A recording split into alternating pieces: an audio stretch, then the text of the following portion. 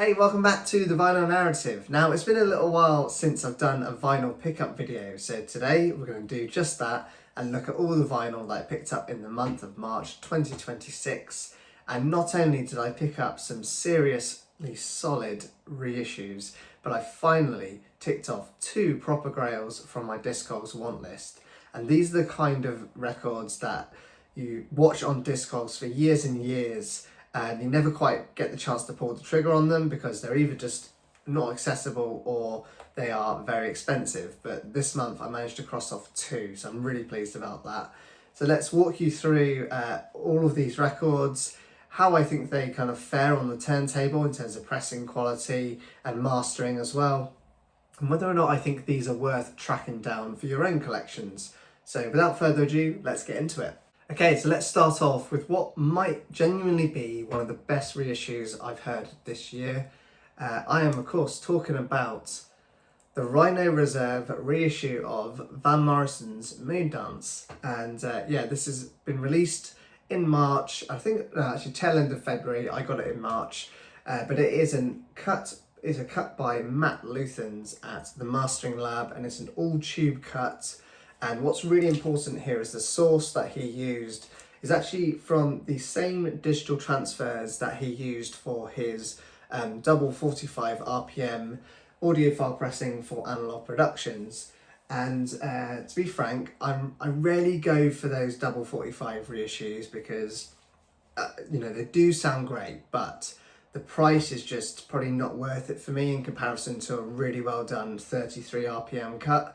And unfortunately, for the case of Van Morrison's Moondance, the original master tapes are no longer reusable, or at least usable. I think they kind of suffered from sticky tape, I think, that condition where as soon as they put it in the machine, it just starts to kind of shred a little bit, which is really unfortunate. But luckily, someone had the foresight to make a digital transfer of that tape when it was in fantastic condition.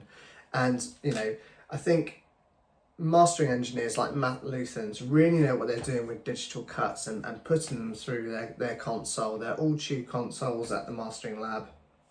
Sounds absolutely stellar. Matt Luthans is, I think he's becoming, he's starting to get a really great reputation at the moment. I know he was a solid, reliable mastering engineer, but the work he's done on the Rhino Reserve label particularly, and also some of the stuff he's done for Analog Productions as well, absolutely fantastic. He's just got a real knack for producing these very organic and warm and incredibly lifelike pressings, and it really helps that the fact that Rhino Reserve are pressing these at the Fidelity record pressing plant, because this is dead silent vinyl and there are absolutely no issues with this. And I think this is probably the time for me to make the confession, actually, that I'm not much of a Van Morrison fan. I think I've always kind of respected him, but I've never really loved him and his work. But this year, I've kind of made it my mission to really dive into his discography, and I thought, what better place to start than Moondance, because it's quite rightly cited as probably his most accessible record in his oeuvre.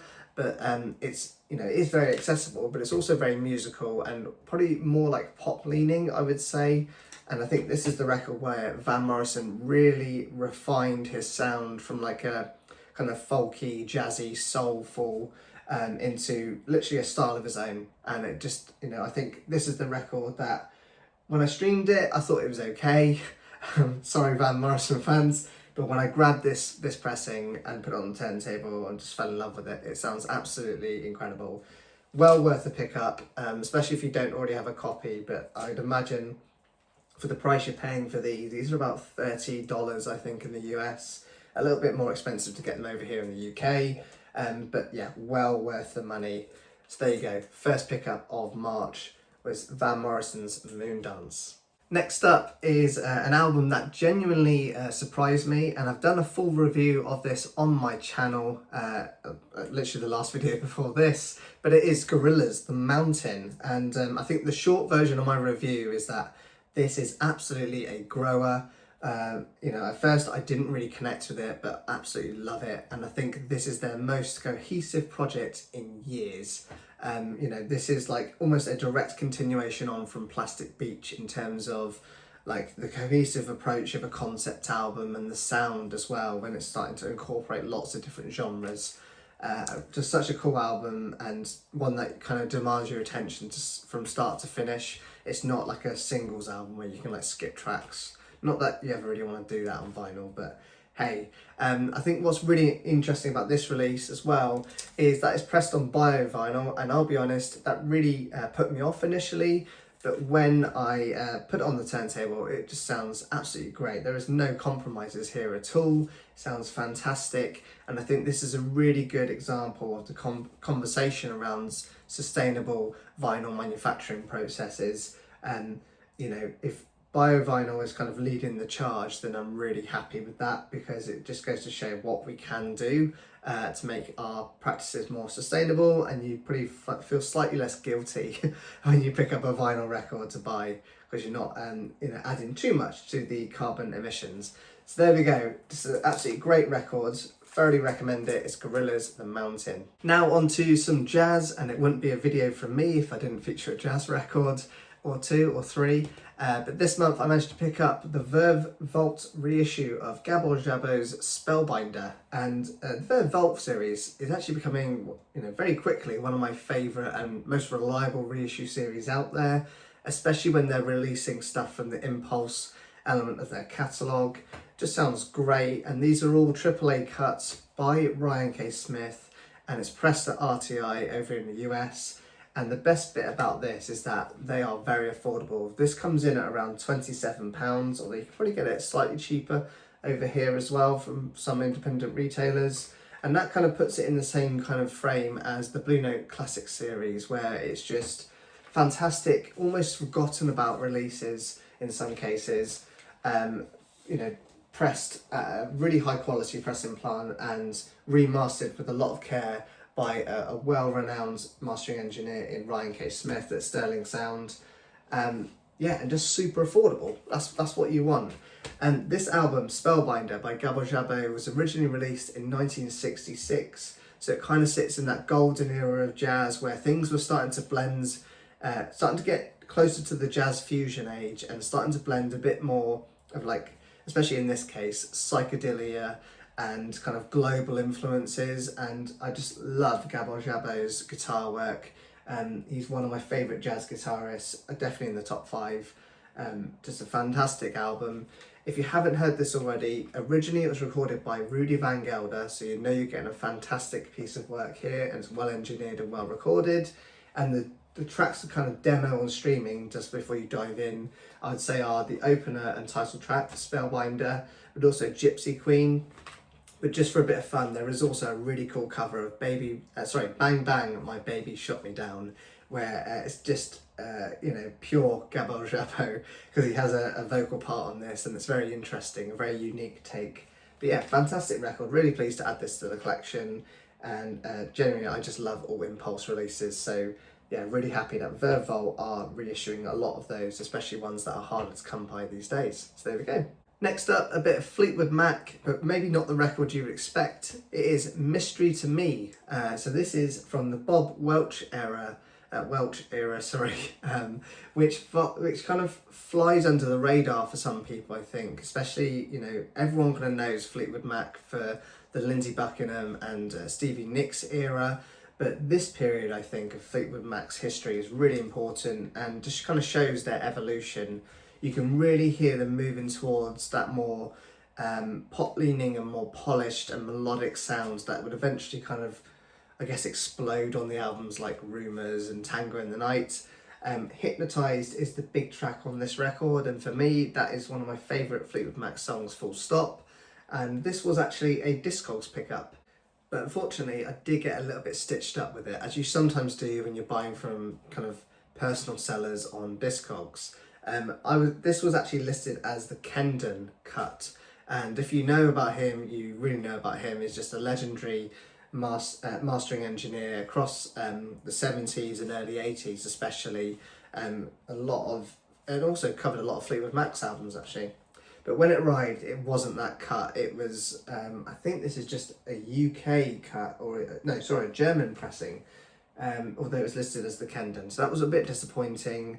But I put it on the turntable. It sounds fine. There's a slight bit of surface noise, but there's nothing offensive about it. But you can just kind of tell a proper Kendon cut would probably really elevate a record like this, especially in the detail he managed to get in that kind of like mid-range level. And especially in the drums, that's what I was really hoping for, because I love the drum sound of tracks like Hypnotized. But anyway, I wouldn't be surprised if in a few months' time, or maybe even later on this year, we see Rhino featured a reissue of this in probably the Rhino Reserves line, because they have covered a few of the Bob Welch era albums actually. I think they've done Bare Trees, and I want to say they've done another Future Games. I think they've done. I've not picked those two up yet, but yeah, I can see this happening. It's ripe for. I wouldn't say it's a Rhino High Fidelity series. I think this is going to be a reserve reissue. But yeah, that aside, it's still a good pressing. Just probably not quite what I was expecting. I was hoping for that Kendon cut, but there we go. Fleetwood Mac, Mystery to Me. Okay, so next up are two records that I completely did not plan on grabbing this month, or even I didn't expect to be even picking them up this year, to be honest. But they are the two albums from Miles Davis. So this is from his legendary Prestige sessions. This is Steamin' and Cookin' with the Miles Davis Quintet. And these are the reissues from Analog Productions over in the US, and they're both mono. They sound absolutely fantastic, and I didn't expect to be picking these up, but I did get an email notification from Juno Records over here in the UK, saying that these two have come back into stock. So I wasn't expecting that. I was expecting to be waiting a long time for these to come back into stock, especially now that Analog Productions have announced that box set with all the Prestige albums in it, from these 1956 sessions, where basically Miles was just trying to record a huge bunch of albums left that he had in his contractual obligations with Prestige before he could move on to Columbia, where he would effectively reshape the sound of jazz again, because he did it numerous times throughout his career, and that's well documented. But historically, I think these records are really important, and they actually cross off the final two records I need from those marathon Prestige sessions. They're both cut by Kevin Gray, both mono cuts as well, and they sound absolutely stellar. No faults with the pressing quality or anything like that. And legendary sessions. You've got obviously the quintet at this point would have been Miles on trumpet, John Coltrane on tenor saxophone, Red Garland on piano, Paul Chambers on bass, and Philly Joe Jones on the drums. Just absolutely stellar. And this is a band on absolute fire. I love these two records. I'm really glad to add them to the collection. Now, my next pickup actually came via recommendation from a friend Harvey over at Spin the Black Circle. Excellent channel. You should definitely check him out if you don't already do so. And this one is an absolute gem. It is James Brown with Solid Gold, and this is 30 golden hits, 21 golden years. So yeah, what a title for a greatest hits compilation. But don't let the cover or the title of this compilation fool you. This is a UK 1977 pressing, and the most crucial thing about this is an all analog pressing, because of course it's from 1977. And what's really interesting actually is that this was a massive success for Polydor over here in the UK, a massive import from the US for them, and sold incredibly well, but it didn't get a US pressing until 1986. And what's even more interesting is that the US pressing and the subsequent pressings from then on were all digitally remastered rather than using the all analog metalwork. So I don't know what happens there, but I'm so glad that they did this in 1977, because for this kind of music, you want an all analog cut of it. And quite frankly, this is just hit after hit after hit. It's all in chronological order as well, so it's almost like the story of James Brown and his band. So it kicks off with Please, Please, Please, and then you've got tracks like Think, Night Train, Papa's Got a Brand New Bag, I Got You, I Feel Good, It's a Man's World, Man's World, sorry. And that's just like the first disc, because this is a double LP, and then you kind of move into its more funky, and soulful sound of like, you know, say it loud and black and proud, give it up or turn it loose. And then you've got Mother Popcorn, Get Up, I Feel Like Being a Sex Machine, Super Bad. And then of course one of my favourite tracks, The Payback. What a track that is. But I think what really struck me about this release is just how good the recordings sound. I've heard all of these songs countless times on the radio, on CD or in adverts.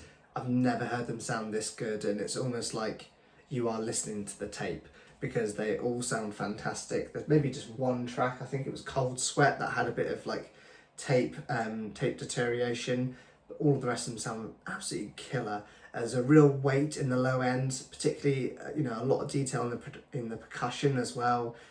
You know, they're old hits, but they absolutely feel alive, and it's, in some cases they're a revelation. Like, I never thought I'd hear them sound this good. The highlights for me would probably be Please Please Please. Yeah, never heard that one sound that good. Papa's Got a Brand New Bag sounds amazing. And probably my favourite is Get Up, I Feel Like Being a Sex Machine. And that one, wow, I've never heard it sound that great. So yeah, ridiculously good pickup. Thank you, Harvey, for recommending it. And I've probably let it out the bag now that this is the one to get. But hey, there we go, I'll share it with everyone. James Brown, 30 Golden Hits, or Solid Gold as it's also known as. Okay, I've saved the best two till last from the month of March. My first Grail then, let's bring it up. It is Sticky Fingers by the Rolling Stones, and this is the 1997 Virgin LP Cent pressing. Now, this is one of those records that is notoriously hard to find in excellent condition, because I think, quite frankly, everyone just played it because especially if you're looking for a UK or US OG, they're usually beat up. I do have one. I have the Mastering Lab cut, an original UK OG, or at least an early pressing from the Mastering Lab. It sounds great mastering wise, but the vinyl is just scratched to hell. Because people just played it because they loved how great this record was. So, you know, there wasn't a lot of care taken with it, unfortunately. But anyway, that aside, I've always been looking to upgrade that pressing, and I'm glad I've managed to pick this one up because it's on my want list for at least a year now. And this one, what's special about it is that it's an all analog cut, despite the misprint on the inner sleeve to say that this is digitally remastered by Ludwig, actually. So yeah, it's not. It's actually a AAA cut, like a lot of the other ones in this series were. And there's a lot of like debate in the vinyl community about whether or not this is AAA. I do believe it is, because you put it on and it just sounds it. It doesn't sound digital. And I think it's just built a reputation as being one of the best sounding versions of this fantastic album by the Stones. This is really something else. You've got tracks like Bitch or Can You Hear Me Knocking? You know, you're basically in the room with Mick and Keith's guitar amps, where, you know, you can hear that overdriven bite. You can kind of hear the buzz of the amp as well, and almost like the mic pressed up against the kind of the grate of the amplifier. You can hear all that detail. But I think the thing that's absolutely fantastic about this pressing particularly is Charlie Watts' drum sound. They are very present, it's very punchy, the kick drum isn't buried and like it often is in some of these reissues. And there's just not really a coldness amongst this record. It sounds fantastic. There's a bit of warmth to it, there's a bit of bite to it, there's a bit of edge. And I think that was missing from the half-speed master I used to have. Just, yeah, didn't really get a great sense of that at all. But one of the highlight tracks on here is Wild Horses, of course it is, but the acoustic detail from the guitars here is just absolutely stunning. So if you see this pressing out in the wild, thing to look out for is in that top barcode there, is it will say, if I can get my camera to focus, if I hide, LP Cent there in the barcode. That is what you want, and just a fantastic all-round great pressing, and it comes with a zipper as well, so that's what you want. There you go, first Grail, the Rolling Stones Sticky Fingers, the LP Cent pressing. Okay, and finally the big one for me. This is a record I never thought I would own. I thought it was completely unattainable, and you know, it's just always really expensive and it's really hard to find in great condition. I am talking about Sade's Love Deluxe. This is the original UK first pressing back from 1992. And this again was just right place, right time. I got a notification from Discogs Want Lister that this had been listed in a VG Plus condition, and it was £100 less than it normally goes for. So, it was almost like a sign I had to jump in. I was very suspect about the price because, it was a lot cheaper than it usually is. So I thought, you know what, this is a bit of a gamble, but if I'm going to do this, I'm going to do it now. But yeah, what a fantastic album. This is Sade at her absolute, or just the whole band, at their absolute peak. It's so well crafted, it's very minimal, it's very atmospheric as well, but it's just an incredibly influential, kind of almost neo-soul record, with also a bit of modern R&B mixed in there. And I did have the 2024 half-speed remaster from Abbey Road.